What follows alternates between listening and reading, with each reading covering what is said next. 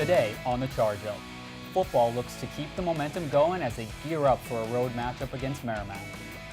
Volleyball looks to stay undefeated in conference play, while men's and women's soccer try to capitalize on their recent success. And in search of their first win, how did field hockey stack up against Assumption? The Charge Up starts right now.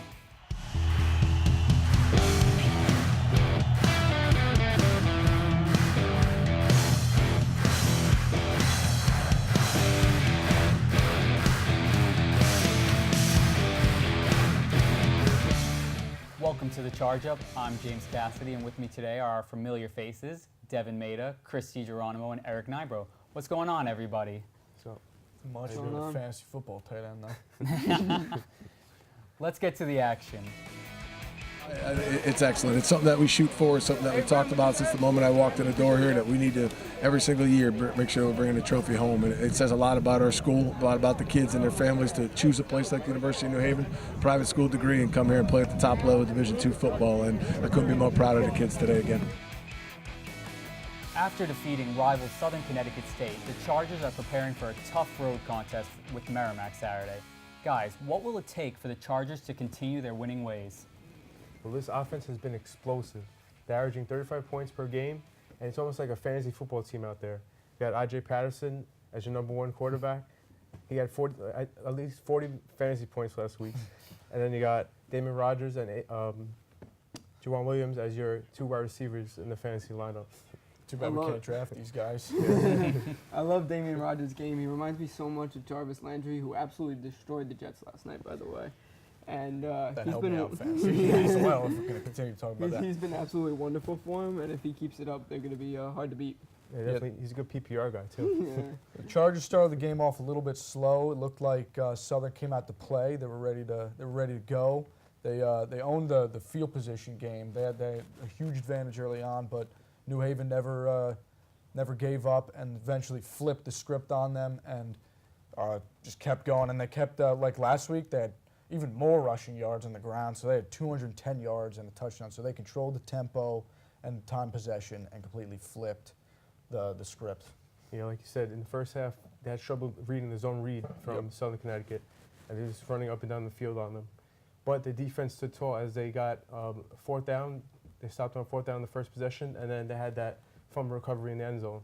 So it really helped them out throughout the game. Yeah, the defense did their best impression of the bend, don't break. They let them go all the way, but not all the way because they just stopped them just enough and put their offense in a chance to win possession downs and get some scores. So looking at these early results from the Chargers football team, what do you think this bodes for going on for the rest of the season with in-conference play and hopefully going into a postseason berth this year? Well, I think this team can keep up with anybody. Anything you throw at them, they'll match you. The defense will stop you. So just going forward, I think they can match up with anybody, and it's a great look on the field. My famous words on this show is defense wins championships, Yes. and that's how they're going to get there. Yeah, defense can be huge, and offensively, take care of the ball and keep pounding ground on that run game, and you control the time possession, and you will win every time. And one thing I just want to shout out the big uglies on the offensive line. They've only allowed 2 sacks in 3 games, which is very impressive. They're allowing Ajay to stay on his feet, throw dime passes left and right to everybody. They even allowed that 79-yard run by Ryan McCarthy. So it was great. It's a great overall performance by the offensive line, which helps the pass game, the run game, and everything in between. That McCarthy run changed the whole game last week. They either changed the field position and they got on the board. Yeah, it all starts up front. If those guys up front are doing their job, then it opens everything up for everyone else. Yeah, it changed the whole momentum of the game. Yeah. It really did, and let's hope that momentum keeps on into the next. Football will look to make it 3 conference wins in a row as they take the ride up to Massachusetts on Saturday and take on Merrimack at 6 p.m. Volleyball continued their dominant play this week, winning twice. They defeated Southern Connecticut State 3-1 and swept St. Rose. Which players have been the catalyst for the team's recent success? Oh, it's been Christine Rios. She's obviously the best player on the team, possibly even the best player in the league. She is the reigning setter of the week, and she's absolutely dominant with her setting game, but also she gets the kills from the right side when she's in the front row, and Angela Chan sets her up. I agree completely with you, but I'm going to have to disagree because I think the catalyst of this team has been Mallory Nowicki. She has a 2-game streak of leading the teams in kills. She had 11 against Southern Connecticut and then 9 last night against St. Rose. So I think last year she was sort of like a complimentary piece to all those great hitters and killers up front, but now she's the one that's really stepped up and helped this team out. I think you both bring up good points on Rios and Nowicki being very important to the team, but another 2 players that have been key and an integral part of the attack for the Chargers volleyball team come in the form of Callie Greathead and Cam Gardner, who both have had great starts to the season. Cam Gardner has already set her career high in kills this season, and Callie Greathead coming off of the Rookie of the Year in the NE10 last year.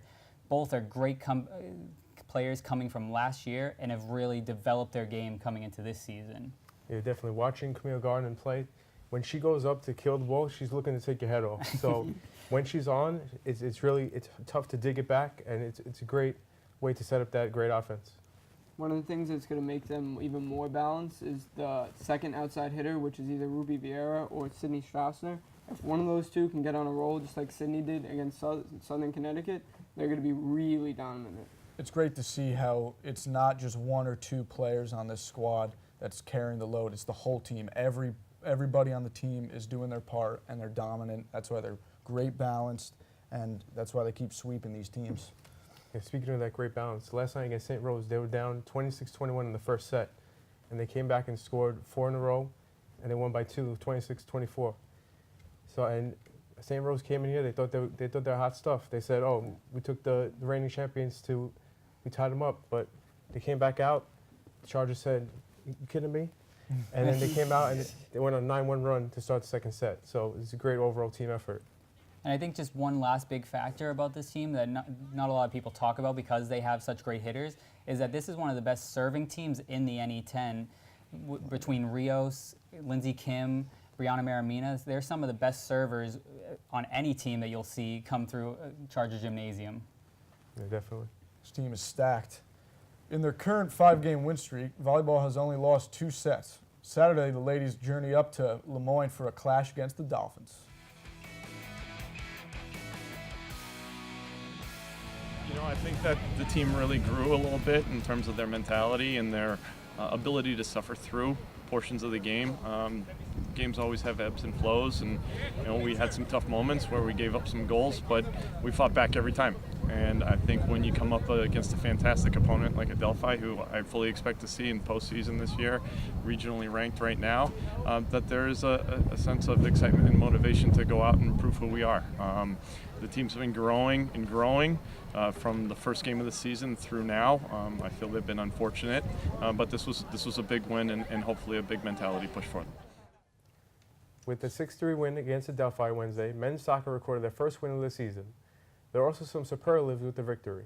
It was the first time in program history the Chargers defeated the Panthers, and 6 goals were the most scored by the team in one game since 2015. Guys, what will it take for the team to keep up this momentum? Keep this offensive production going. I mean, if you're going to score 6 goals every game, obviously that's probably not going to happen. But if you're going to pour it on, then you're going to win all the time. So they got a stout defense for the most part. They just got to they keep getting stalemated on the offensive side of the ball. They just need to keep the pressure on and keep scoring goals. I mean, it's simple as that. I think the big key is that scoring the goals in this game was a humongous factor, but it was the fact that it came from so many different sources and sources of goals that they hadn't been really having the last couple of years on the team. I think that's the biggest factor, is that they're starting to see guys that have kind of looked like they could produce goals, starting to actually produce some goals and get some results going. And that, I think, could be a humongous factor going forward in the NE10. Well, that was the big thing we said on the show last week, is that they needed to score goals. And they came out against Adelphi, and they did score goals. And Adelphi answered, but they kept going. They kept being resilient. Kept the pressure on. This team's identity is still a work in progress because there's a lot of guys around. Even Coach admitted it. Yeah. But the second they find it, like you said, they're early in the NE10 play. It's okay. They're going to find their footing. It's going to take some time. I mean, yeah, like you said, I did like what Coach said, how they want to find their own identity, the New Haven soccer identity, and not worry about anyone else yet. But I think they'll figure it out soon. This is a great start, that game, dropping 6 goals on the Delphi of all the teams to do it against. Yeah. That's the team to do it against because that boosts confidence. And then you get that identity out there, and now teams are going to be worrying about them. And you had to see this coming because they had 3 overtime losses so far this season. So they had to catch a break somewhere. So it came against Delphi, and it's a great overall win. They clearly have the talent to beat this Adelphi team. They just proved it. They can play with the big boys. They have the ability to do it. It's just, can they keep it consistently happening all year? Chemistry together and just put it together. Yep, definitely. Men's soccer will return to Kathy Zollat Stadium Saturday when they take on Lemoyne at 3 p.m. Women's soccer wasn't as lucky as they took an L against Pace Tuesday, 1-0. The ladies are winless in their last 4 games, scoring only 2 goals. How can the Chargers break out of this funk? I really think they're just, to get out of this funk, they just got to keep giving that kind of effort on the offensive end, but they really need someone other than Emily Morello, who we've talked about, who has really still only their main goal scorer on this team. They really need someone to kind of appear and just kind of, I think maybe getting 1 goal in for somebody on this team could really be the key for them to get that confidence to, I can do this at this level, and that could just completely change the season for this Chargers women's soccer team. Yeah, I'd like to see them stop being the one-trick pony with just her scoring all the goals, because obviously other teams are just going to focus in on her, double team or triple team or whatever it's going to take, and then that's it. That's all. It makes their job easier, and then we don't score goals. Obviously, you don't win. It's nice to see the defense is doing their part. They're doing a great job of keeping them in the games. They're just getting no help from the offensive side of the ball. So hopefully it'll translate eventually. And then once, like you said, that confidence gets boosted up, if somebody else is scoring goals, then the W's will come. Yeah, as you mentioned, the defense has been great. Since, like last week, Paige Davis had another great game. She had 6 total saves on the night, keep them in the game, but obviously, again, they couldn't score. Yeah. Mm-hmm. But the shots were coming because they tied them in with shots with 11 shots, and then they got outshot on goal with 7-5 shots on goal. So the opportunities are there, but they're just not put in the back of the net. Yeah. What's one way that you think this Chargers team can find a way to put it in the net? Is it just simply that they're just getting unlucky? Is it that there's not enough scorers? Is it something like that? I think in some cases it's been a case of maybe they've gotten unlucky a couple of times, and even on this case of the defense, it's been a couple of times where they've gotten unlucky where a ball has just bounced the wrong way and it ended up in that 1 goal that in the end ended the game for us. But I really think the key is just they got to give some of these younger players more of an opportunity to kind of get on the field and see what they have in any 10 play, because you never really know unless you give some opportunities. Give them a shot. And then that could really, again, I think confidence is the biggest thing with the women's soccer team. And once that goes up, this team is going to be a force in the conference and give other teams a real tough challenge. Yeah, I think once that first win comes in the NA10 conference, I think it'll start rolling for them and start getting back on track. But just they got to get that first win and then go from there. Mm-hmm. Yeah, hopefully that first win comes soon. Women's soccer will take the pitch again when they travel to Syracuse to face Lemoyne on Saturday. Field hockey lost to number 8 Assumption Tuesday 4-0. We've seen a lot of improvement from the team so far this season. What did you guys take away from this match? Well, the defense has been really great so far. They shut out Assumption in the first half, and then they gave the 4 goals, obviously. But Natalie Shaker, the goalie, she had a season-high 13 saves on the day, which really kept them in the game. One of the best things I saw is, just like he said, they gave up 0 goals in that first half. That's a nice huge. bagel. That's A little huge, bagel yeah. right there. To a team that is nationally ranked and a top 10 team. And Very- 13 saves is really nice, but it's also not a lot of shots, which is really good. Because if you're minimizing shots, then that makes also her job so much more easier. But she doesn't have to. The pressure's not always on her. Obviously, you like to see more goal production. You don't want to see that goose egg on offense, but eventually it'll come. It's still a young program. They're going to take the bumps and bruises, and they'll move forward from there. I think that point you just brought up is actually one of the most important differences between last year's field hockey team to this year's, is that they only gave up 13, that they didn't give up as many shots. They only gave up 17, which if you look at stats last year, the field hockey team had games where they were giving up a lot more than that. And Natalie Shaker still had great games last year. She had a lot of saves. But I think that's the biggest difference, is that this defense is not allowing as many shots to get on target on her.